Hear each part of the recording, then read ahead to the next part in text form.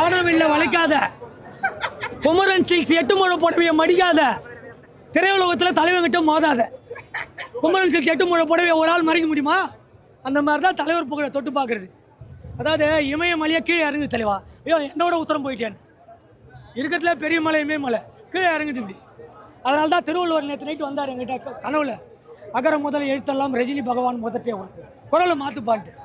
கற்க கத்தனை நிற்க ரஜினி எதற்கு தகன்ட்டார். திருக்குறளை திருவள்ளுவரே மாற்றின சமுதாயம் உலகத்தில் எங்கேயுமே நடக்காது.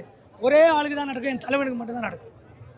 அயோத்தியில் ராமர் பாதம், தமிழ்நாட்டில் தலைவர் பாதம், எழுதப்படாத சட்டம். படம் அதான் நேராக நேஷனல் கவுன்சிலிங் அமைச்சிருக்கேன் ஆஸ்கார் அவார்டுக்கு.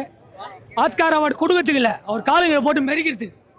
இனிமேல் ஆஸ்கார் அவார்டு மைக் டைசனாக இருக்கட்டும், டாம் ப்ரூஸாக இருக்கட்டும், ஹாலிவுட்டில் இருக்க எவனாக இருக்கட்டும், கோலிவுட்டில் எவனாக இருக்கட்டும், தலைவர் காலை தொட்டு கும்பிட்டு போகணும்.